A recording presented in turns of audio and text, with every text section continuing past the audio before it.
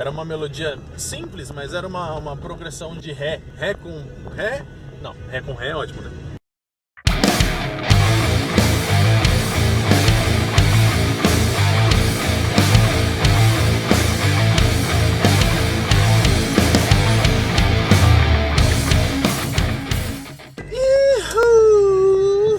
Estamos aqui mais uma vez para mais um episódio de O Roqueiro Tonto. Ó, esse seria, na verdade, o 5º episódio, mas o episódio 3 ficou muito comprido, então eu vou tentar dividir esse vídeo em duas, esse episódio 3, que seria, né, o episódio 3, dividir ele em 2 ou 3 partes. Beleza? Então vamos lá. Como eu já tinha contado antes no primeiro vídeo, eu comecei a tocar cedo, né? Eu tinha entre 9 e 10 anos de idade. E como eu já comecei a desenrolar, aprendi a tocar e tava indo bem, tinha bastante tempo para treinar, né? Então era meio que óbvio que não ia demorar muito para eu tentar compor minhas próprias músicas, né? Fazer minhas próprias coisas. E realmente foi coisa de 1 ano e meio para 2 anos, mais ou menos. Se eu comecei a tocar entre 9 e 10, vamos jogar aí 1 ano e meio, para minha primeira composição, que foi quando eu tinha 11 anos. Em 2001, eu acabei escrevendo minha primeira música. Era um louvor, né? Na verdade, era uma música gospel, né? Bem gospel mesmo, assim. Anos 90, claro. E ela se chamava Quero Te Louvar, Senhor. Era uma música com 2 estrofes e um refrão e um instrumental curto do que seria um solo de guitarra ou alguma coisa assim. Era uma música bem simples, tinha apenas 6 notas. Era uma sequência de Dó maior, a sequência exata, né, se eu me lembro bem. Era Dó, Lá menor, Ré menor, Fá e Sol. Essa sequência era a base das estrofes. E o refrão era uma sequência de Dó com Lá menor, Fá e Sol. Dó, Lá menor, Fá e Sol. E aí, Fá, Dó, Fá, Sol. Pronto. Escrevi a música inteira. A parte do solo era mais ou menos essas coisas também. Né? E era uma música bem simples, tinha uma letra bem objetiva, né? E tal, nada de muito floreio, né? Até porque eu era muito novo, né? Eu não brisava muito nessas composições mais complexas, cheias de termos difíceis e tal. Eu não briso nisso até hoje. E essa música, ela não tem nenhum registro dela, não tem nada. Eu não gravei ela em nenhum lugar, né? Não gravei ela em gravador de som, não gravei ela em áudio, não gravei ela em vídeo. Se bobear, nem papel escrito dela eu tenho mais. É uma música que está inteiramente na minha memória, né? E como vocês puderam ver no meu primeiro vídeo, a minha memória já não é mais tão confiável. Mas ela ainda está aqui na memória e eu pretendo fazer alguma coisa com ela aí logo, né? Porque, na verdade, ano passado eu queria fazer alguma coisa porque eu completei 10 anos de carreira solo, né? De 10 anos de Flip Freak. Queria fazer alguma coisa a respeito dessa data, mas acabou que não deu. Mas enfim, depois de ter composto essa música, eu mostrei pro meu irmão, que era meu mentor na época, né? Mostrei pra minha mãe, pra minha irmã. Todos eles aprovaram, né? Acharam legal, né? De eu já ter começado, né, com isso cedo, né? Compor, né? Acho que meu irmão já tinha composto alguma coisa também na vida dele, né? Depois de ter começado a ir pra igreja. Mas meu irmão já era maior de idade, né? Meu irmão já tinha 20 anos já, sei lá. E aí, isso foi a porta de entrada para as composições que viriam logo depois, né? Eu fiz mais uma, tipo, pouco tempo depois, acredito, não me lembro direito. Eu datava as músicas quando eu escrevia elas nas folhas, eu datava elas para mim saber quando que ela foi feita. Mas as folhas se perderam no tempo, então acabou que eu não tenho mais acesso às datas de quando foram escritas. Mas foram muitas músicas escritas num curto espaço de tempo, disso eu me lembro.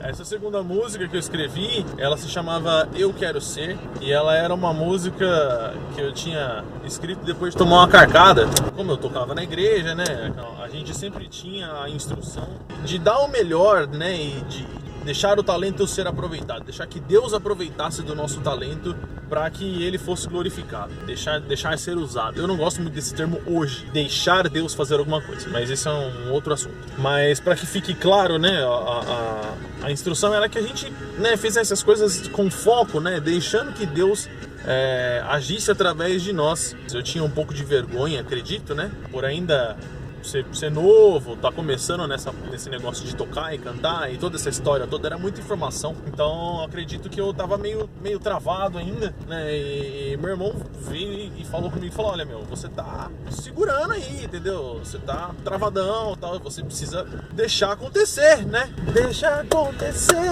naturalmente.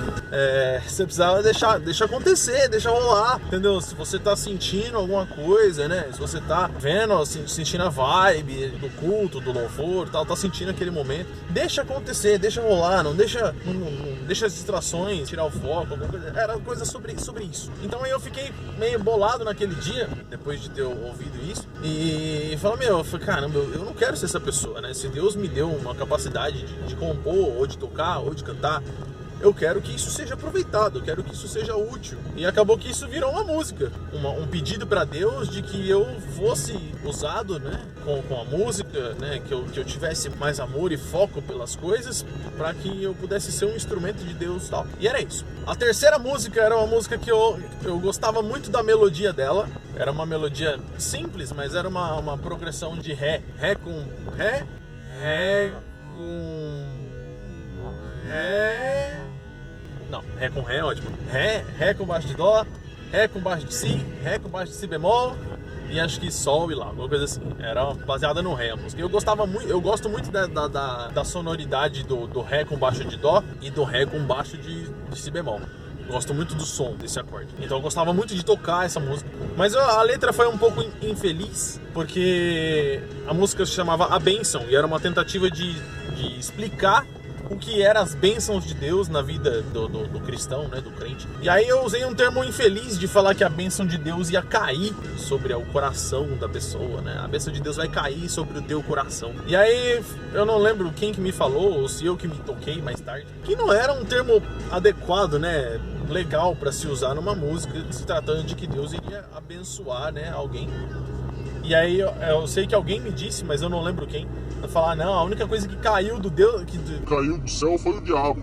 Não cai nada da vida do crente, assim. E aí eu fiquei meio bolado com isso também e acabei deixando a música de lado. Mas vieram muitas outras, né? Eu lembro que eu fiz um caderno, cadê um caderno velho que eu tinha, e aí eu catei a primeira folha e fiz um índice, de acordo com que as ideias iam vindo. Eu ia escrevendo em ordem e logo na sequência do caderno eu colocava a letra com as cifras já pra mim não esquecer como é que tocava. E eu lembro que eu preenchi a primeira página inteira e parte da segunda, ou seja, o caderno hoje tem 32 linhas, então eu preenchi essas 32 linhas mais um pouquinho ainda.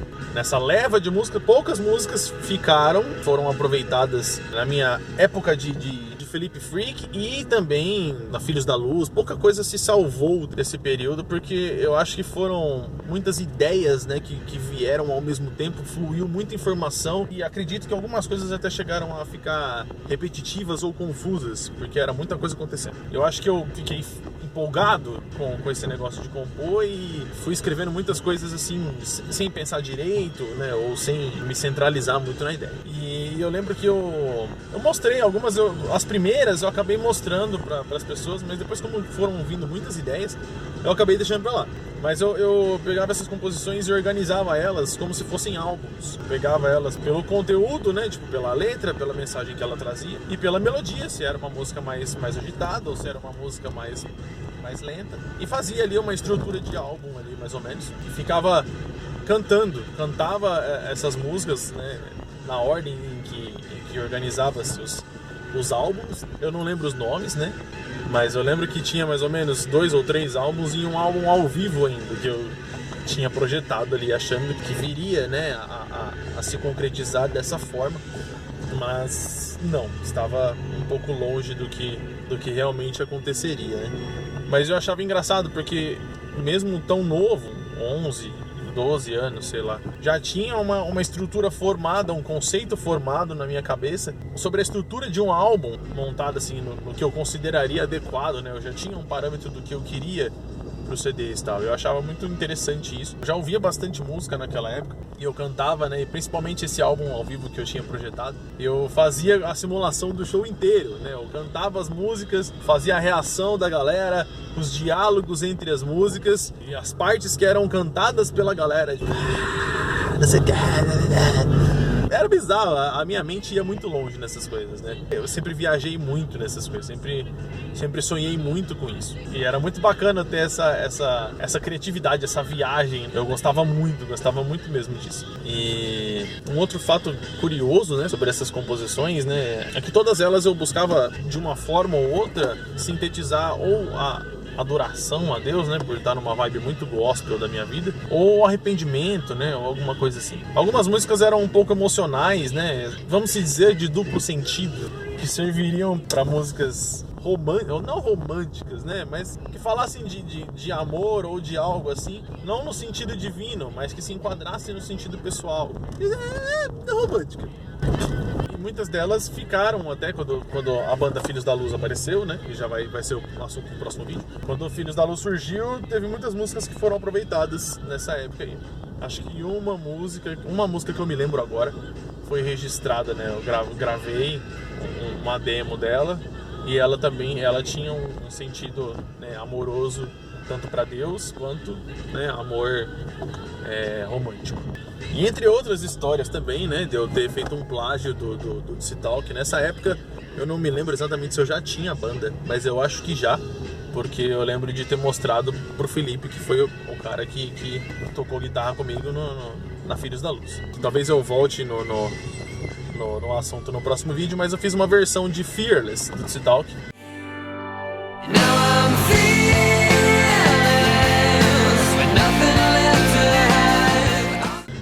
Como vocês viram no vídeo anterior, eu gostava muito de DC Talk, tem uma influência absurda sobre a minha vida musical, né, e tal. E aí eu gostava muito do álbum Supernatural, que foi o primeiro álbum estúdio deles que eu ouvi e que eu ganhei. E eu adorava a música Fearless. Minha música preferida desse álbum é a Red Letters, mas a música Fearless sempre mexia muito comigo e eu acabei fazendo uma versão dela em português.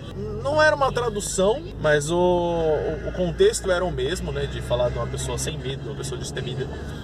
E eu lembro que eu mostrei pro Felipe na época e mostrei para alguns outros amigos também. Eu acredito que nessa fase eu já tinha uns 14 anos.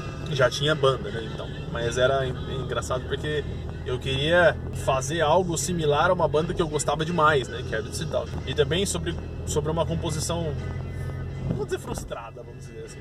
Meu irmão, ele teve banda também, né, quando ele era mais novo.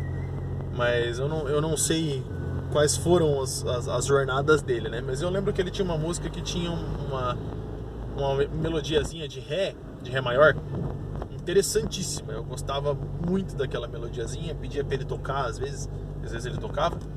E eu lembro que a música falava um bagulho de ser um deserto molhado, né? Se afaste de mim, mas te quero aqui. É um bagulho assim. Ele vai ver esse vídeo, ele vai lembrar.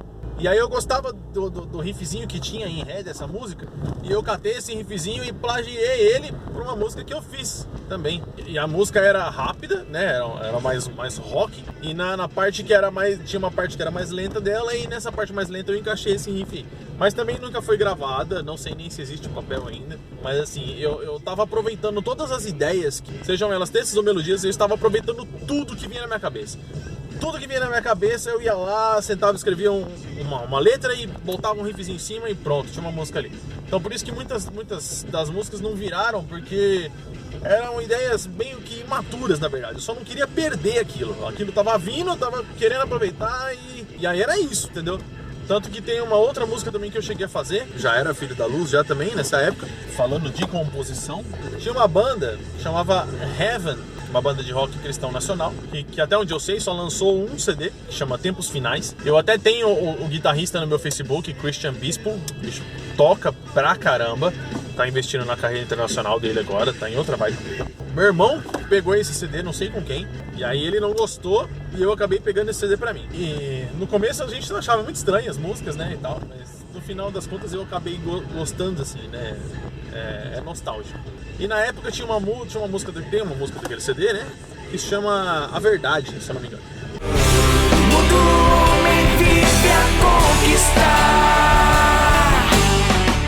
E aí eu também gostava muito da melodia dela, que era em Lá menor. E eu acabei também pegando a ideia da melodia, praticamente, do refrão, que era bem marcante, e copiei para uma música minha também. Então, assim, quando as ideias estavam acabando em melodias, eu acabava plagiando alguém. Então por isso que muita coisa não se salvou.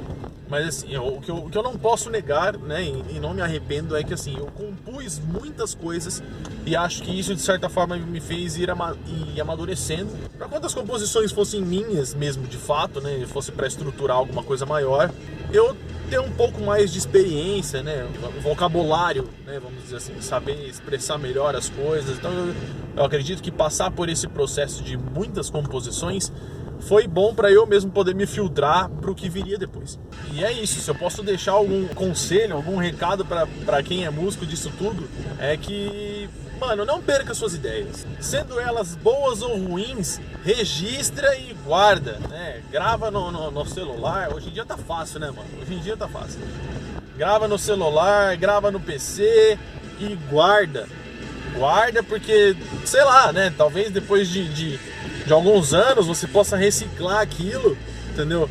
Ou então só de você ter exportado aquilo e dado como finalizado, né? Tipo, como concluído, te dá espaço para você compor outras coisas, para você abrir a mente para outras ideias e outras paradas. Então assim, não perca suas ideias.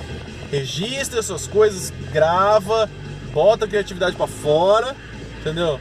Que hora ou outra vai ser útil, entendeu? Ou vai te fazer dar lugar para sua mente trabalhar de forma mais útil, certo? Bom, é isso então, galera. Esse é o vídeo de hoje. Então lembra aí de dar o seu like. Se você gostou, né, do conteúdo, se inscreve no canal, compartilha seu vídeo. Vou lançar aqui um desafio para você me ajudar. Compartilha na rede social e marca 3 amigos que são músicos ou que são compositores.